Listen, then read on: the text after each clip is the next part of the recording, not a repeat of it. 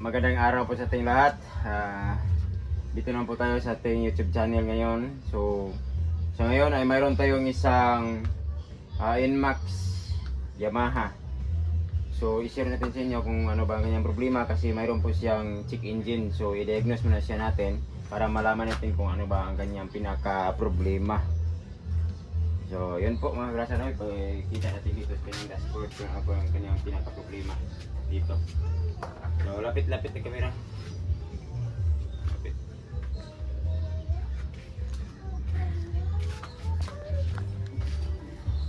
So ito po yun ang kanyang dashboard dito, ang kanyang problema. So pag unatin, yan, meron siyang check engine. Yan, ang kanyang check engine. So pag pandirin natin ay hindi siya andar. Yan, wala po. Yan. Yan, hindi siya mandar, no? Yan. Yan, pag yan, hindi siya mandar. Yan, no? Hindi siya mandar. Yan, hindi siya mandar. Hindi nag-click. So tingnan natin kung ano bang kanyang problema. I-diagnose muna natin. So right, ito na po, i-diagnose muna siya natin. So ito yung kanyang suksukan ng kanyang scanner natin. So ito yan, bali 3 pin.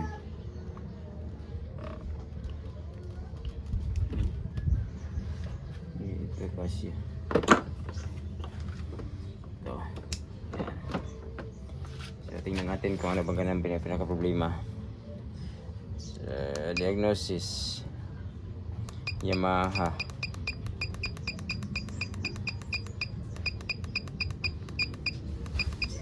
Yamaha automatic search engine off, engine on. So on natin ang susiyan pero hindi lang start. So enter. So read port code. So carried port code. Trouble code.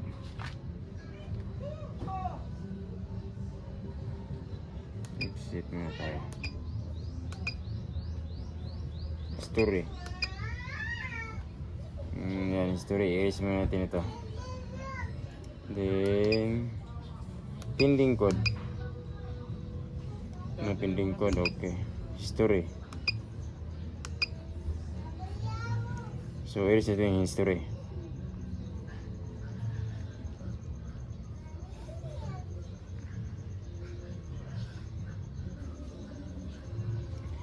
So history niya is the normal signal cannot be obtained from the crankshaft position sensor. So marami pa. Yung engine starting difficult, unable condition detected. So meron pa, marami. So engine stall detected. Yan. So yan ang kanyang mga story. So try natin i-erase. Erase port code. Yes. Okay, erase.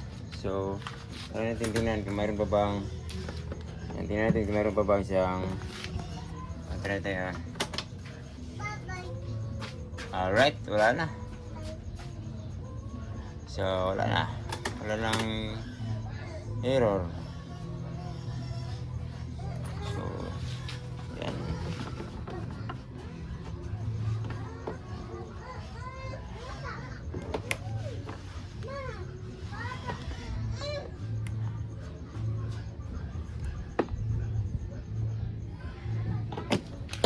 So try natin na pantaran. Hindi po bumabalik ang kanyang error.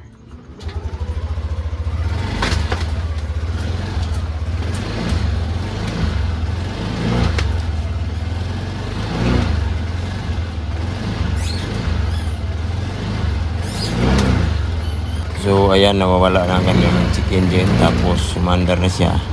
Pero sa ganitong senaryo ay minsan pag tumatakbo na ay bigla na naman bumabalik ang kanyang check engine at hindi naman po siya andar. So ang gawin natin dito, pinaka the best ay tingnan natin yung kanyang socket connector doon sa kanyang stator patungo mga kasa.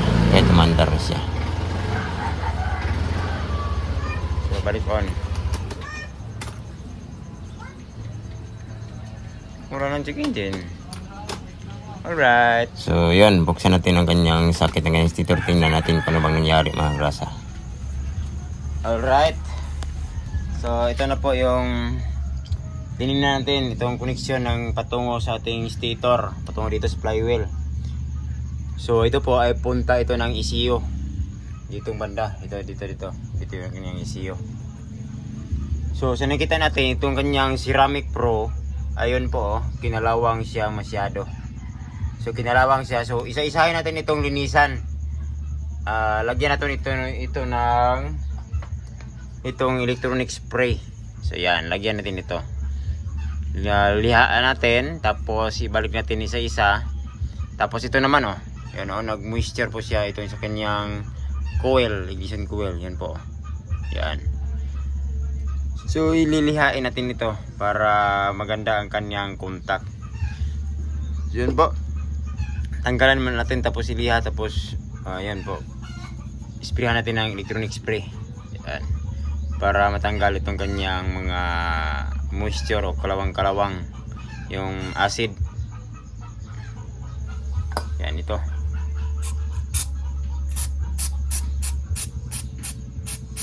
So kiskisin natin mamaya.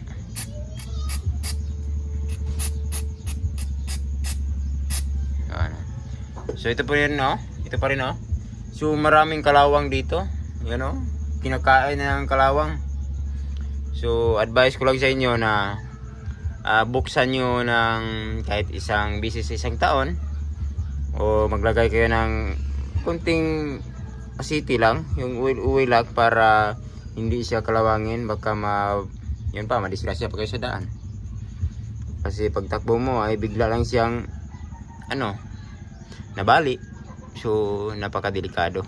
So dito talaga yung issue ng issue na ba ito ng Inmax o sa pag-iingat lang. So pag ako ang may-ari ay hindi ko mag-spray dito ng tubig, para yun po, iwas sa ganitong mga pangyayari. Maraming kalawang. So yan. So ito muna ang target natin. Okay, hangin natin. Lapit ang camera.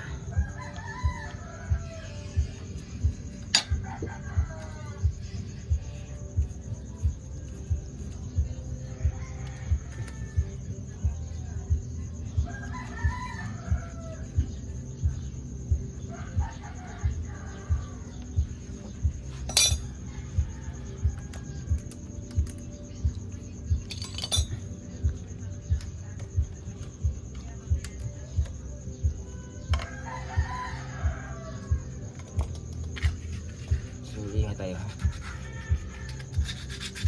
Lapit. Liha lang.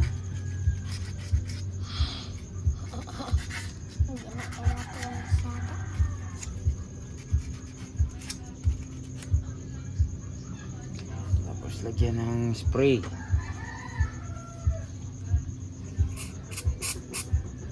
Paigo ko pa.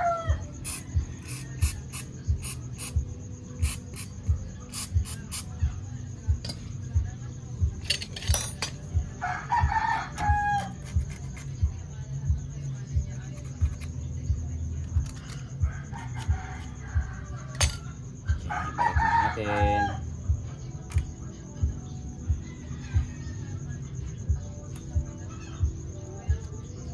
Matang gaya ko ka. Hindi naman taka.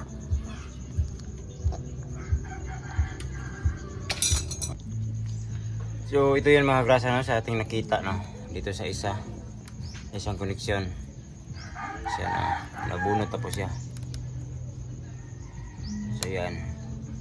So So ikis-kis muna natin ito. Ano. So yung grabe po. So ikis-kis muna natin ito. Tapos yun, ibalik natin dito. Yan. So tanggalin muna natin.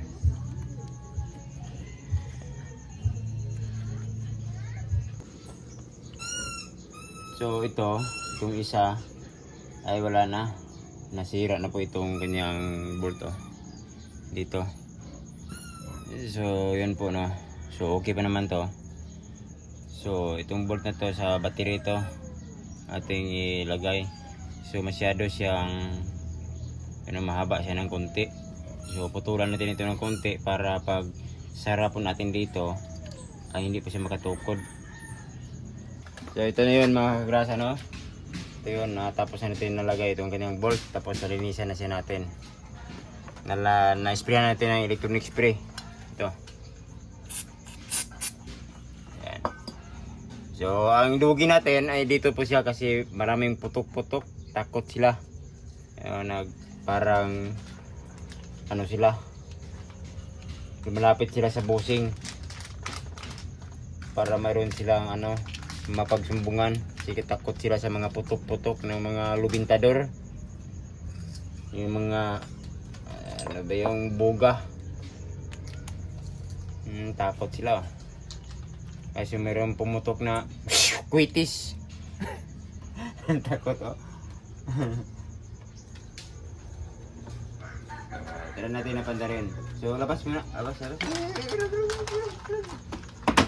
Tingnan natin kung okay na pa siya. Ayan.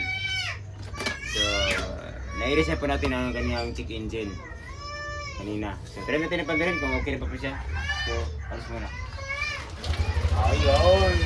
Buhay na buhay. Ayun. So, yan po.